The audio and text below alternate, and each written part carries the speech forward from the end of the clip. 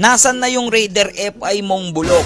Balita ko, nag-parts out ka na daw. Buti naman, Bisaya concept naman kasi. Kung totoong malakas ka, sumali ka sa NGO or King of Kings, nandun ng mga malalakas. Sure ako, kakain ka ng alikabok yang motor mo. Haha, bulok. Aray ko! Nag-parts out na nga daw tayo. Like what I said, kahit anong mangyari, hindi ko ibebentang ito si kumparing FI at si Lucy natin na Raider Carb. Pangarap ko kaya itong motor na to na magka-Raider dati, ngayon meron tayo na itong dalawa pang Raider, tas ngayon ibibenta ko. Yung mga kagaya mo, yan yung mga tunay na walang Raider, kaya ganyan na lang yung nasasabi. Yes, tama ka, nag-parts out tayo, pero hindi ko binibenta, nilipat ko sa Honda Click natin yung mga pyesa ni kumpare. Dahil kahit hindi mo sabihin na sumali ako sa NGO or sa King of Kings, talagang sumasali naman ako dyan. Last year kasali ako sa King of Kings. Ngayon naman first time magkakaroon ng Malaysian concept dito sa NGO na nalalapit ngayong October 18, kaya sasali tayo dyan. Kaya ikaw basher ka, manahimik ka dahil wala ka namang motor at wala kang mga pambili ng pyesa. O para mas lalo ka mainggit, may ipapakita ko sa yung pyesa. Eto, napakadiin. Baka kahit karton neto hindi ka makabili. Diba marami na naghahanap sa inyo kay kumpare? Kamusta na nga ba si kumpare? Tapos tinanggalan natin ng mga pyesa si kumpare. Tignan nyo. Ayun, nilagay natin kay Ghost, diba? O, tignan nyo yung mga pyesa ni kumpare. Yung caliper niya, yung master niya. Rare na to. PX26. Switch. Dito yung mga switch. Yung mga switch. Grip. Nandyan na. Tapos ito, caliper. Nandyan na lahat ng pyesa. Diba sabi ko sa inyo, nagtatampo si kumpare sa akin. May surprise ako kay kumpare, syempre. Tada! So, first gusto ko muna i-shoutout syempre walang iba kundi si Ayel Montemayor. Ayan, si Ayel Motoworks ha. Okay, dyan lang yan sa Rosario, Cavite.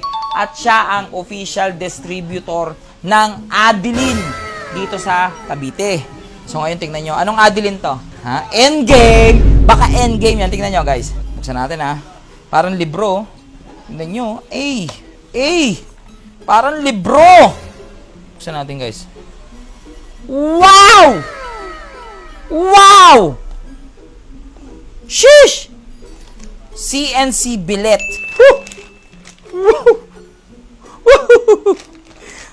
Dalawa yan. Pakak! Dalawa. O, tignan nyo ha. Ito yung dating nakakabit kay kumpare. Nilabat ng alima! Ito yung dating nakakabit kay kumpare. CNC rin to, pero hindi pa to billet. Ang ganda rin niya, di ba? Pero tignan mo naman to, gaano kalaki. Galit na galit. Pakak. Galit na galit yung itsura. Oh, ano pa inaantay natin? Kay Russell, kabit na natin.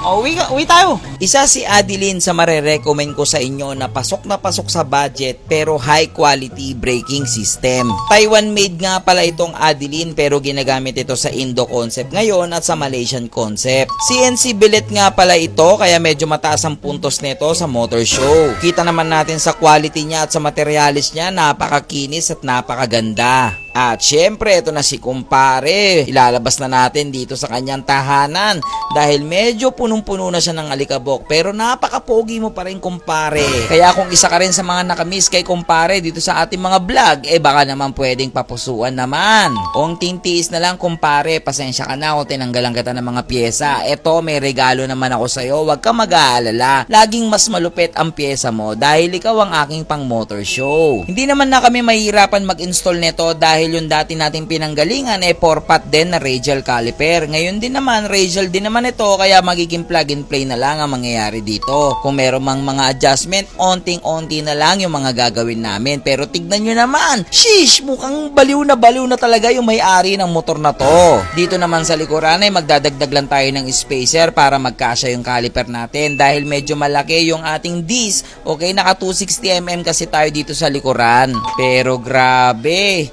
caliper lang talaga minsan, nag-iiba na ang tindig ng motor. Bukod sa napakaganda na ng quality, napakaganda pa. Yung kulay niya nga pala parang tanso, no? Yung parang sa Brembo, kung alam nyo po yun. Hindi na rin kami mahihirapan mag-bleed dito dahil yung ipapalit natin ditong master, medyo malaki na rin yung pump. Kaya kayang-kayang itong 4-pot na to, basic lang ito, i-bleed. Super natin, nandito. Ay, galit na galit. Tignan ninyo.